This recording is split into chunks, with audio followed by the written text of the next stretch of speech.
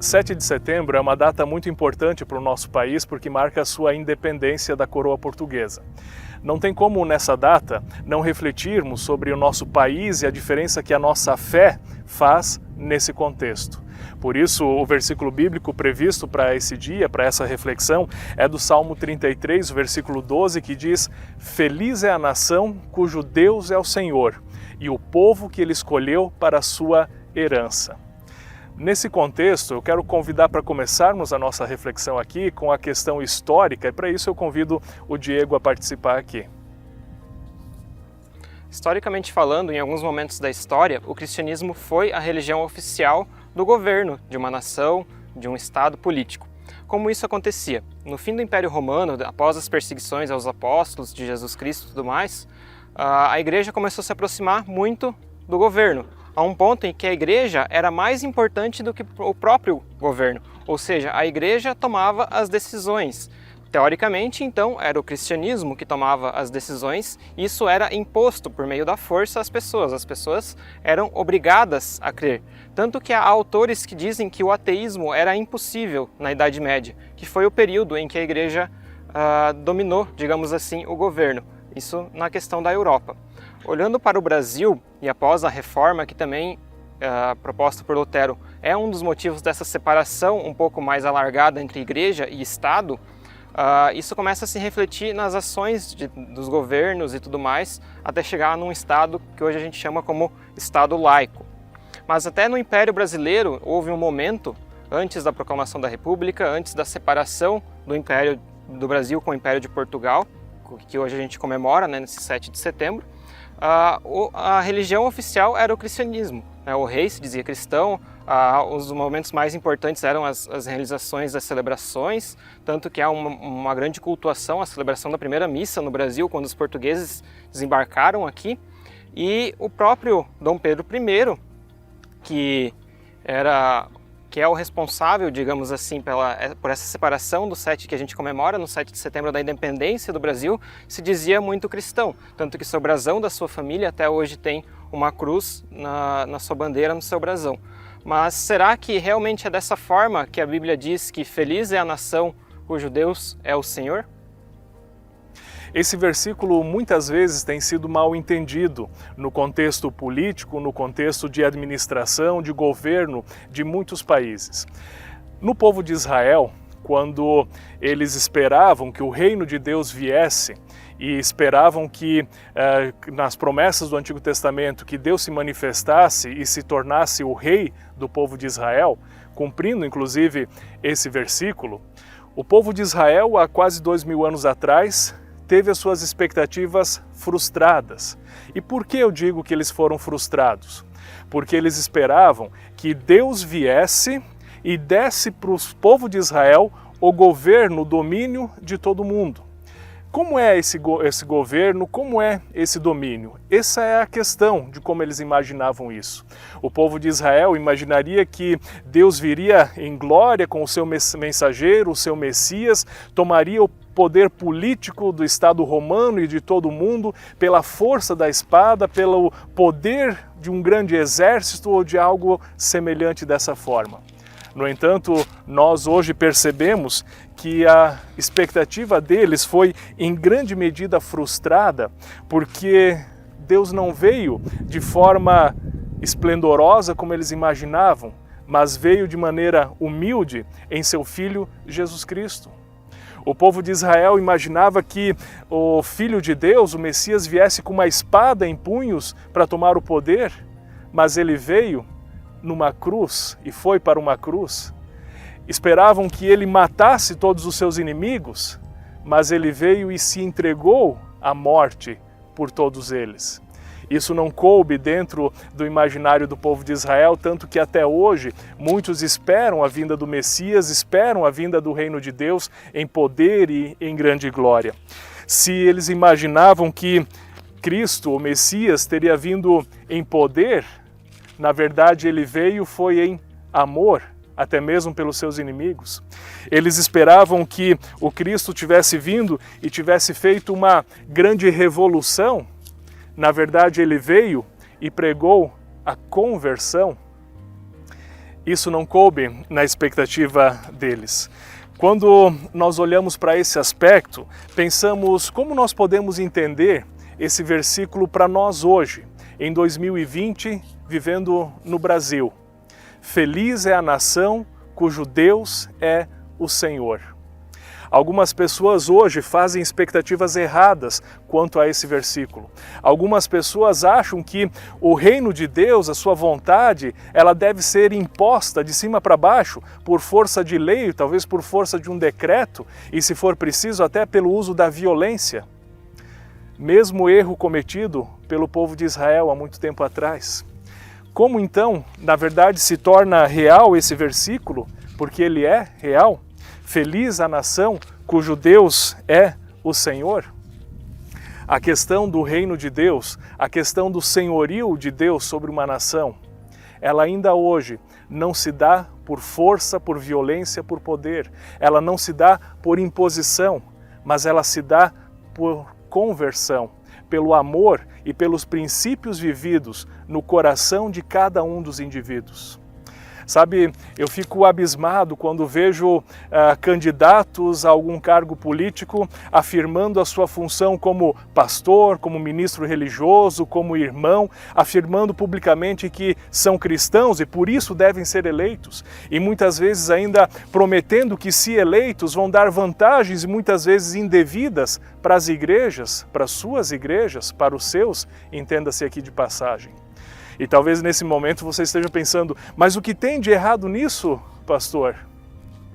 Lembre-se, o reino de Deus não vem por força de imposição de lei. O reino de Deus vem pelo coração. O reino de Deus vem pela cruz. Mas então você me pergunta como isso se torna prático, se torna real no nosso dia a dia? Eu acredito que um bom cristão, ele não precisa sequer se declarar cristão. Um bom cristão, ele é denunciado, vamos assim dizer, que é cristão pelas suas atitudes, pela sua ética, pela coerência no seu discurso e pelo amor com que ele demonstra pelas outras pessoas. O cristão verdadeiro não precisa a todo momento arrotar que é cristão. Ele não precisa usar da força bruta, nem da violência, nem da arrogância para se dizer cristão, para se afirmar ou para pregar o evangelho. Muito pelo contrário, ele precisa viver aquilo que também Jesus viveu, o amor. Precisa viver a sua ética. Sabe, eu fico abismado com bancadas que se dizem evangélicas. Na minha opinião, não precisaria se dizer evangélico. Bastaria viver os princípios do evangelho na sua vida e inclusive no seu cargo político. Ah, pastor, mas você está dizendo então que é contrário o testemunho cristão? Não. Todo cristão deve sim testemunhar da palavra de Deus. Todo cristão, como diz na própria palavra, deve estar preparado para dar razão da sua fé. Mas veja, em nenhum momento na palavra diz que você precisa ou deve impor a sua fé. O próprio Cristo não impôs a ninguém. O próprio Cristo, como ovelha muda, foi ao matadouro, sofrendo a injustiça, sofrendo a condenação pela injustiça dos outros, levando para a cruz o nosso pecado. E a grande transformação acontece quando essa mensagem é entendida e é vivida, quando ela toca o coração do indivíduo, quando ela toca o coração do cidadão, ela transforma a sua ética, ela transforma a sua vida, transforma as suas atitudes. Aquela pessoa que roubava não vai roubar mais. Aquela pessoa que mentia não vai mentir mais. Aquela pessoa que trapaceava não vai trapacear mais. Mas eu pergunto, é isso que nós vemos hoje na política brasileira? Não, muito pelo contrário. Parece que aquelas pessoas mais que se dizem cristãs e comprometidas com Jesus Cristo e com a palavra de Deus, mais são alvos de escândalo ou mais são promotores de escândalo e corrupção. Lembro, por exemplo, de episódios como parlamentares cristãos com dinheiro nas cuecas e mais recentemente agora pessoas que se dizem cristãos envolvidas com assassinato do próprio marido, outras pessoas envolvidas com tantos outros escândalos com a máquina pública. Não precisaria dizer que são cristãos. Antes, assim, envergonham o nome de cristão. candidate-se apenas como pessoa, como ser humano que você é, e haja, tenha as suas atitudes transformadas pela ética que brota da palavra de Deus. Sabe, hoje no Brasil nós vivemos sim um evangelho sem ética, nós vivemos um evangelho sem cruz, um evangelho sem Jesus Cristo, um evangelho permissivo que pode fazer qualquer coisa, não transforma o coração das pessoas. Essas pessoas não entenderam o preço pago por Jesus na cruz para o perdão dos pecados, para a transformação, para a conversão. Quantos cristãos na história do cristianismo pagaram pela ética com a própria vida? Pagaram por fazer o que é certo, por fazer o que é correto e não abriram mão disso e muitas vezes foram mortos por fazer o que é certo. E hoje o que nós vemos é que o nome de cristão se banalizou a tal forma que qualquer um diz que é cristão para angariar votos, mas não vive como tal. Por isso, quando eu olho esse versículo bíblico e digo, feliz é a nação cujo Deus é o Senhor, eu digo e afirmo, nós não precisamos de governantes que se digam cristãos, mas nós precisamos de governantes que ajam como tais. Nós não precisamos de pessoas que se digam cristãos para se eleger, mas nós precisamos de pessoas com o coração e a vida transformadas que façam a diferença. E nesse sentido, deixa eu dizer que tanto governantes quanto cidadãos precisam viver essa palavra. Dizem por aí que os governantes são reflexos do povo, e eu creio que em grande medida isso é sim verdade, porque nós vemos no Brasil o povo também que se corrompe facilmente. Se você puder embolsar um troco errado, você não vai fazer? Eu espero que não, porque se a sua ética for transformada, você não vai fazer. Comece por você mesmo. Observe a palavra de Deus, observe as suas orientações e transforme as suas atitudes agora. E então sim cobre isso dos políticos. Nós vemos por aí muitas vezes que as pessoas não vivem a sua ética e esperam que os governantes o façam, quando a transformação acontece de dentro para fora. Por isso eu creio sim que esse versículo ele é muito eficaz, ele é muito vital ainda hoje, quando ele diz, feliz é a nação cujo Deus é o Senhor, porque Deus governa pelos princípios internos inerentes à vida da pessoa, transformados no seu caráter pela palavra do Evangelho de Jesus Cristo. Não precisamos, eu repito, de governantes que se arroguem cristãos, mas precisamos de cidadãos e governantes que vivam a palavra de Deus na sua essência, na sua radicalidade. Há uma conhecida frase atribuída a Francisco de Assis, um antigo cristão dos primeiros séculos do cristianismo, onde ele diz assim, pregue sempre o Evangelho. Se for preciso, para isso, use palavras. Pregue sempre o Evangelho. Se for preciso, para isso use palavras. Essa frase se torna mais relevante ainda no contexto que aqui estamos falando. Na política, no Brasil, na nossa vida coletiva, na nossa sociedade como um todo. Não precisamos tanto falar que somos cristãos. É necessário o testemunho verbal, sim, de Jesus Cristo, mas nesse aspecto eu digo, fale menos que é cristão e haja mais como tal.